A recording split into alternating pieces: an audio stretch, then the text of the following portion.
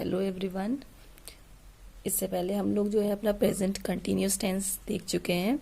अब देखते हैं प्रेजेंट परफेक्ट टेंस। ठीक है, अगर आपको वीडियो जो है वो सही क्वालिटी में नहीं दिखाई दे रहा है, अगर आपको समझ में नहीं आ रहा है क्या लिखा हुआ है, तो आप जो वीडियो है उसके ऊपर 3 डॉट्स होंगे, उस पर जाइए और उसकी जो क्वालिटी है उसको बढ़ा लीजिए, उससे आपको थोड़ा सा क्लियर दिखाई देगा।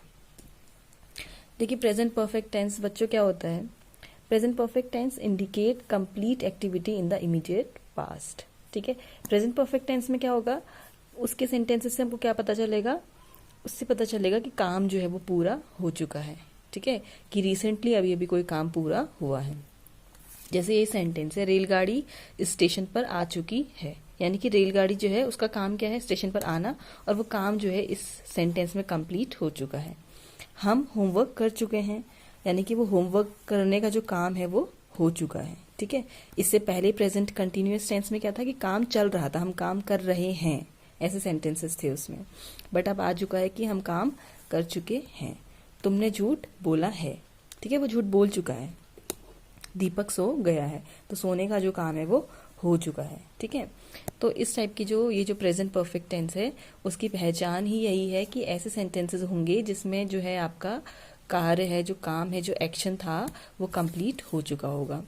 दूसरा, अगर आपको हिंदी में पहचानना है कि ऐसे सेंटेंसेस कैसे होते हैं, जैसे प्रेजेंट इंडेफिनिट में हमने पढ़ा था करता है, करती है, करते हैं, ऐसे सेंटेंसेस पढ़े हुए थे। उसके बाद हमने प्रेजेंट कंटिन्यूअस में पढ़ा था कर रहा है, कर रही है, रहा रही आ रहा था ना, इसमें आएगा कर चुका है, कर चुके हैं, चुकी है, कर लिया है, कर दिया है। ठीक है, इस टाइप के सेंटेंसेस इस टेंस में आएंगे। हेल्पिंग वर्ब, 3 हेल्पिंग, ये आप तीसरी हेल्पिंग वर्ब पढ़ रहे हैं। इससे पहले आपने एक टेंस की पढ़ ली है, डू और डज। उसके बाद आपने प्रेजेंट कंटिन्यूअस टेंस की पढ़ ली है, इज, एम और आर। अब आप पढ़ेंगे हैज और हैव। यानी कि प्रेजेंट परफेक्ट टेंस में, उस टेंस में जिसमें काम का खत्म होना दिखाया जाए, उसमें हेल्पिंग वर्ब हैज और हैव का यूज होता है। उसके साथ वर्ब की थर्ड फॉर्म का यूज होता है। ठीक है ना, हमेशा आप देखना कभी भी एरर करेक्शन वाले जो सेंटेंसेस आते हैं उसमें भी हैज और हैव के साथ हमेशा थर्ड फॉर्म ऑफ वर्ब जो है वो यूज होगी। ठीक है, अगर हैज और हैव के साथ कोई और फॉर्म जो यूज हुई है बाय चांस, तो वो फिर एरर करेक्शन में पकड़ा जाएगा। तो ये पहचान भी है कि हैज और हैव जो है वो हमेशा अपने साथ थर्ड फॉर्म ऑफ वर्ब को लेकर चलता है। अब ये हैज और हैव लगाना कैसे है? हैज लगाएंगे आप ही, शी, इट और बाकी जो सिंगुलर्स हैं, एक वचन जो हैं, एक वचन के जो सब्जेक्ट्स हैं उनके साथ आप हैज लगाएंगे। और हैव आप लगाएंगे आई, वी, यू, दे जो हैं, और जो बाकी प्लूरल्स हैं, बहुवचन जो हैं, बहुवचन के सब्जेक्ट्स जो हैं उनके साथ आप हैव लगाएंगे। मेन वर्ब जो है इसमें आप थर्ड फॉर्म ऑफ वर्ब का यूज होगा। ठीक है, ईट आप यूज कर चुके हैं, ईट, एट वर्ब की सेकेंड फॉर्म होती है और ईटन वर्ब की थर्ड फॉर्म होती है। तो अब आप इसमें थर्ड फॉर्म ऑफ वर्ब जो है वो यूज करेंगे। देखिए, अफर्मेटिव सेंटेंस, अफर्मेटिव सेंटेंस यानी कि जो पॉजिटिव है, जो सकारात्मक वाक्य है, उसमें स्ट्रक्चर कैसा होगा? देखिए, सबसे पहले हमेशा हमारा क्या आता है? सब्जेक्ट ही आता है अफर्मेटिव में। अफर्मेटिव में सब्जेक्ट के बाद हम, क्योंकि हमारे पास हेल्पिंग वर्ब है, तो हेल्पिंग वर्ब भी हम लोग लगाएंगे, और वो लगेगी किसके अकॉर्डिंग? वो लगेगी इसके अकॉर्डिंग। ठीक है, सब्जेक्ट अगर सिंगुलर है, एक वचन है, तो हैज। सब्जेक्ट अगर प्लूरल है, बहुवचन है, तो हैव। देन उसके बाद थर्ड फॉर्म ऑफ वर्ब जो है हम यहाँ पर यूज करेंगे। वर्ब की थर्ड फॉर्म, वर्ब मतलब जो भी आपका सेंटेंस में जो क्रिया चल रही होगी, जो काम चल रहा होगा, जो एक्शन चल रहा होगा, उसकी थर्ड फॉर्म का यूज आप करेंगे। जैसे इसमें आना, आना इसमें कहीं किसी जगह पर पहुंचना, आना इसमें क्या है? वर्ब है, तो उसको बोलते हैं अराइव। तो अराइव जो है वर्ब की फर्स्ट फॉर्म है, बट आप यूज करेंगे अराइव थर्ड फॉर्म का। उसके बाद आप यूज करेंगे ऑब्जेक्ट। तो देख लीजिए, स्ट्रक्चर बहुत ईजी है। स्ट्रक्चर वाइज ही हम लोग क्या करते रहेंगे, इसको हम लोग ट्रांसलेट कर लेते हैं। देखिए, रेलगाड़ी स्टेशन पर आ चुकी है। सब्जेक्ट देखिए कौन है, किसके बारे में बात हो रही है? कौन है? मीन्स रेलगाड़ी। ठीक है, अब रेलगाड़ी, उसके बाद वर्ब क्या है? आना। ठीक है, और ऑब्जेक्ट क्या है, या कम्प्लीमेंट्री पार्ट जो है वो है स्टेशन। ठीक है, देखिए, सब्जेक्ट रेलगाड़ी है तो लिखेंगे द ट्रेन, TRAIN, ट्रेन।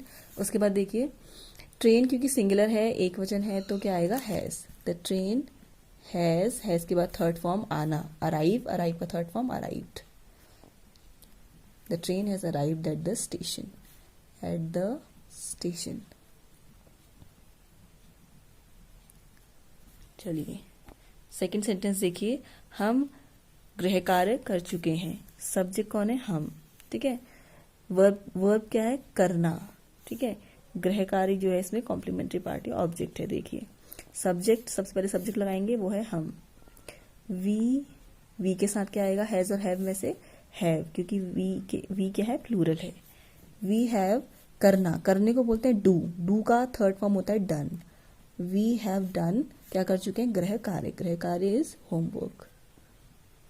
ठीक है, ये बहुत इजी ट्रांसलेशन है, आप आराम से कर सकते हैं। तुमने झूठ बोला है। सब्जेक्ट कौन है? तुमने, यू। सब्जेक्ट के बाद आएगा हैज और हैव, यू के साथ आएगा हैव। यू हैव, बोलना होता है टेल, टेल का थर्ड फॉर्म होता है told. You have told a lie, LIE, झूठ। दीपक सो गया है। सब्जेक्ट कौन है? दीपक। ठीक है, सब्जेक्ट लगाएंगे सबसे पहले, सब्जेक्ट के अकॉर्डिंग हैज और हैव आएगा। सब्जेक्ट सिंगुलर है तो क्या लगाएंगे हम? हैज। दीपक हैज सोना, SLEPT, स्लेप्ट। स्लीप की थर्ड फॉर्म स्लेप्ट। ठीक है, चलिए देखिए नेगेटिव सेंटेंस। नेगेटिव सेंटेंस में क्या होगा? कुछ नहीं करना है, सीधे सीधे स्ट्रक्चर में एक नॉट ऐड कर देना है अपने सब्जेक्ट के बाद हैज और हैव आप पहले भी यूज कर रहे थे, उसके बाद आपने नॉट का यूज कर लेना है। ठीक है, मैंने आपको पहले बताया था नेगेटिव जब आप बनाते हैं तो वो कभी सिंगल नॉट नहीं होता, उसके साथ हमेशा कोई ना कोई हेल्प करने के लिए होता है, and that is a helping verb. वो हमारी हेल्पिंग वर्ब है, हैज और हैव। उसके बाद आप थर्ड फॉर्म का यूज कर रहे हैं और फिर ऑब्जेक्ट। स्ट्रक्चर वाइज इसको फॉलो करते रहते हैं और बनाते रहते हैं। मैं अपना खाना नहीं खा चुका हूँ। सब्जेक्ट कौन है? आई के साथ हैज और हैव में से लगता है हैव। आई हैव, अब नॉट लगाना है। आई हैव नॉट, वर्ब है खाना खाना। आई हैव नॉट, खाने को खाना जो वर्ब है उसको बोलेंगे ईट, ईट का third form eaten. I have not eaten my food, मेरा खाना, अपना खाना। ठीक है, आई के साथ अपने के लिए माई लगता है। ठीक है ना, पॉजिटिव प्रोनाउन जो है, ऑब्जेक्टिव केस का पॉजिटिव प्रोनाउन, ये भी समझाऊंगी एक दिन। सूर्य अभी नहीं निकला है। ठीक है, नेगेटिव सेंटेंस है, नहीं से पता चल रहा है। सूर्य इसमें सब्जेक्ट है तो द सन। सन के पहले द क्यों आए? क्योंकि ये क्या है? ये आर्टिकल है। ठीक है, डेफिनेट आर्टिकल होता है द, और सन जो है हमारा यूनिक थिंग है हमारी यूनिवर्स की, तो उसके आगे द का यूज करते हैं। द सन, सन क्योंकि एक ही है, सिंगल है, तो उसके साथ हैज। द सन, हैज के बाद not, the sun has not, निकलना, सूर्य के निकलने को बोलते हैं राइज। राइज का third form risen. Risen yet, अभी के लिए येट। डाकिया पत्रों को नहीं लाया है। डाकिया कौन होता है? The postman. The postman subject. ठीक है, सब्जेक्ट के बाद देखिए हैज और हैव लगाना है, क्योंकि पोस्टमैन एक वचन है, सिंगुलर है तो has. The postman has not, लाना, लाने को बोलते हैं ब्रिंग। ब्रिंग का थर्ड फॉर्म होता है brought, BROUGHT। The postman has not brought, क्या नहीं लाया है वो? लेटर्स।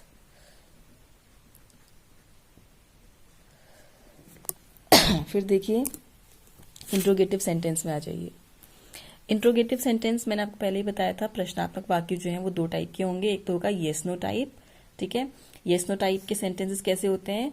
जिसका आंसर अगर देना चाहें तो येस और नो में आए, उसका नाम इसीलिए येस नो टाइप है। जैसे ये है, क्या सांप ने चिड़िया को मारा? ठीक है, तो बाई चांस अगर इसका आंसर देना होता तो हम देते येस, हाँ सांप ने चिड़िया को मारा, या नहीं सांप ने चिड़िया को नहीं मारा। तो इसीलिए इसका नाम पड़ गया येस नो टाइप। बट हमने इसका आंसर नहीं देना, हमने इसको ट्रांसलेट करना है। तो ट्रांसलेट करने के लिए मैंने आपको बताया था, इस क्या के लिए हम वर्ड का यूज नहीं कर सकते हैं। अब वर्ड का यूज नहीं करना है तो फिर क्या करना है? हेल्पिंग वर्ब का यूज करना है। ठीक है, हेल्पिंग वर्ब आएगी हैज या हैव में से एक चीज। वो भी कैसे आएगी? अपना सब्जेक्ट देख करके। पहले हम देख लेंगे सब्जेक्ट कौन है। सब्जेक्ट कौन है इसमें? हमारा सांप, क्योंकि वो एक है, सिंगल है, यहां से पता चल रहा है एक ही है, तो उसके लिए आएगा हैज। हैज द स्नेक, फिर ये आ गया, हैज और हैव आ गया, फिर सब्जेक्ट आ गया। थर्ड फॉर्म ऑफ वर्ब क्या है? मारना। मारना होता है किल, किल का थर्ड फॉर्म होता है killed. Has the snake killed the bird, BIRD। ये देखिए, क्या सांप ने चिड़िया को मारा? ये बन गया। ठीक है, क्या गाय मैदान में चर चुकी है? फिर गाय जो है वो सिंगल है, तो फिर से हैज द काउ काउ के बाद देखिए थर्ड फॉर्म क्या होगी, वर्ब, वर्ब क्या है, चरना। ग्रेज का थर्ड फॉर्म हो जाएगा ग्रेज्ड, ग्रेज्ड, मैदान में, इन द फील्ड। बस आप स्ट्रक्चर को अगर फॉलो करते जाएंगे तो इजीली आपके सेंटेंसेस जो है वो बनते जाएंगे। क्या हम दफ्तर जा चुके हैं? हम जो है वो प्लूरल होता है, तो अब हैज नहीं आएगा, अब आएगा हैव। हैव वी, जाने को बोलते हैं गो, गो का थर्ड फॉर्म है gone. Have we gone to the office? Question mark, सब में क्वेश्चन मार्क लगेगा, ठीक है। अब देखिए फिर इसके बाद है WH वर्ड। WH वर्ड वाले क्वेश्चन कैसे होते हैं? जिसके बीच में यहाँ पे क्वेश्चन पूछा जाए, ठीक है।